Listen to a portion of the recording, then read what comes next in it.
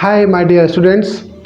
This is Neeraj Pandey, and you are watching Neeraj English 24. Friends, now I am going to explain a very beautiful poem, The Road Not Taken, by Robert Frost. Robert Frost is an American poet. Two roads diverged in a yellow wood, and sorry, I could not travel both.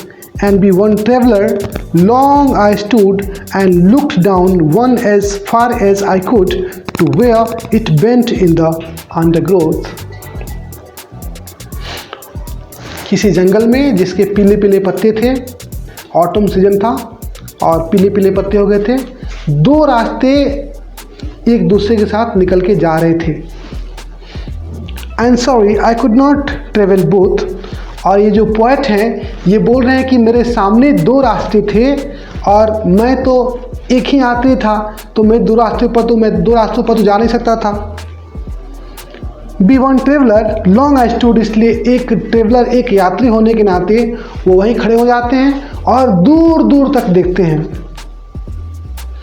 And looked down one as far as I could to where it bent in the undergrowth. और वहाँ खड़े होकर किसी एक रास्ते को दूर दूर तक देखते हैं जहाँ तक वो देख सकते थे, और देखते हैं कि आगे जाकर वो रास्ता जो था झाड़ियों में छुप जाता है, नीचे की तरफ झुक के वो आगे चला जाता है. मतलब यहाँ पे दो रास्ते हैं. जब पोएट कहीं जा रहे होते हैं उनके सामने जंगल में येलो वुड, मतलब कि वो ऑटम सीजन था, सारे पत्ते पीले पीले पड़े हुए थे, उनके सामने दो रास्ते निकलते हैं, एक इधर और एक इधर. अकेले यात्री थे, सिंगल ट्रैवलर थे, तो अकेले होने के नाते दो रास्तों पर तो घूमने जा नहीं सकते थे, वो तो एक ही पर जाएंगे जब जाएंगे तब. तो क्या करते, एक रास्ते को दूर दूर तक देखते हैं जहाँ तक वो देख सकते थे. ठीक है, आगे जाकर रास्ता अंडरग्रोथ झाड़ियों में छुप जाता है, नीचे हो जाता है. ठीक है. Then took the other just as fair and having perhaps the better claim because it was grassy and wanted wear. फिर क्या करते हैं, दूसरे रास्ते को पकड़ लेते हैं, उस रास्ते को अपना लेते हैं. वो रास्ता उनको सही लग रहा था, सुटेबल था उनके लिए. And having perhaps better claim, और ये कहना भी सही था, और रास्ता उनके लिए सही था, सुटेबल था. Because it was grassy and wanted wear, क्योंकि उसमें घास लगे हुए थे और उस रास्ते पर बहुत से लोग नहीं गए थे. वो रास्ता बहुत लोगों के द्वारा नहीं जाया गया था, वो एकदम सही रास्ता था. Though as for that the passing there had warned them really about the same. ठीक है, और वो जो दो रास्ते थे उनके सामने, वो दोनों ही लगभग सेम थे, वो दोनों में कुछ खास डिफरेंस नहीं था, क्योंकि दोनों ही रास्तों से बहुत ही कम लोग पास किए थे. And both that morning equally lay in leaves, no step had trodden black. और दोनों ही रास्ते उस मॉर्निंग में, उस सुबह में जब पोएट वहाँ पे होते हैं, उस जंगल में होते हैं जिनके सामने दो रास्ते होते हैं, वो दोनों ही रास्ते उनके सामने बराबर तौर पे पड़े हुए थे. In leaves no step had trodden black. Leaves जो पत्ते पड़े, जो गिरे हुए थे जंगल में, जो रास्तों पर पत्ते गिरे हुए थे, वो पत्ते भी पैरों से नहीं कुचले गए थे. वो पत्ते एकदम साफ साफ थे, वो पैरों से कुचले नहीं गए थे. Oof, I kept the first for another day, yet knowing how way leads on to way, I doubted if I should ever come back.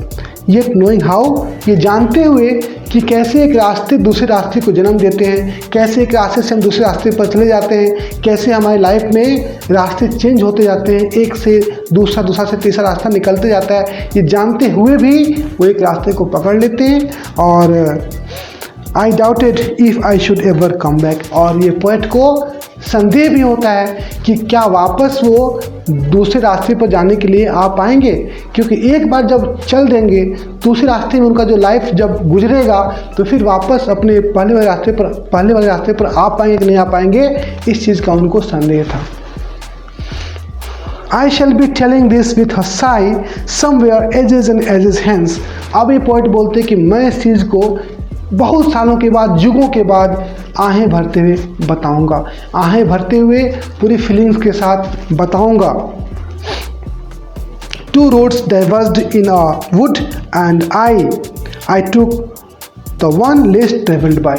वो बताएंगे पोएट कि दो रास्ते किसी येलो वुड में, किसी जंगल में दो रास्ते थे उनके लाइफ में, और ये जो पोएट हैं किसी एक रास्ते को पकड़ लिए थे जिस रास्ते से बहुत ही कम लोग पास किए थे। And that has made all the differences, और इसी के चलते इतना सारा बदलाव लाइफ में हुआ है। हमारे जीवन में बहुत से रास्ते आते हैं, बहुत से हमको डिसीजंस लेने पड़ते हैं, और फ्रेंड्स, माय डियर फ्रेंड्स, एक बार जो हम डिसीजन ले लेते हैं, किसी रास्ते पर चल देते हैं, फिर वापस हम नहीं आ पाते हैं, बैक गियर नहीं पॉसिबल है।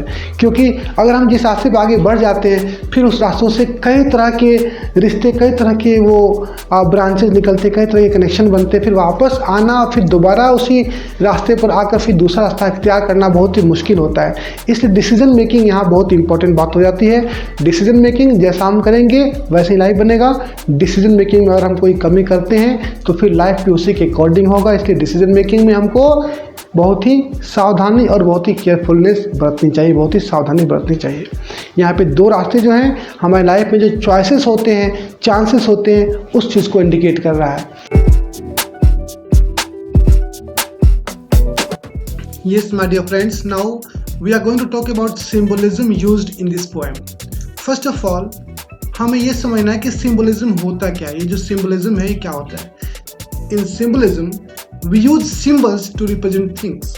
हम सिम्बल्स का यूज करके चीज़ों को रिप्रेजेंट करते हैं, शो करते हैं। इस पोएम में ये एक जर्नी ऑफ लाइफ है, जीवन का एक यात्रा है, जिसमें डिसीजंस जो हम मेक करते हैं, जो हम डिसीजंस लेते हैं अपने लाइफ में, उस चीज़ को यहाँ पे सिम्बलाइज किया गया है इस पोएम के द्वारा। यहाँ जो दो रास्ते दिखाई पड़ रहे हैं आगे जाकर पोएट को, और पीले पीले पत्ते दिखाई पड़ रहे हैं, एक्चुअली ये दो रास्ते नहीं हैं। ये जंगल में दो रास्ते जो आपस में एक दूसरे से अलग हो रहे हैं, वो एक्चुअली वो रास्ते नहीं है, बल्कि यहाँ पे सिंबलिज्म है। यहाँ पे सिंबलिज्म है जीवन में आगे बढ़ने का, यात्रा करने का, journey of life and decisions we make in that journey. ठीक है, तो ये इसका सिंबलिज्म है। अब हम आपको बता दें इसका राइमिंग स्कीम क्या है। This poem contains 4 stanzas with 5 lines each.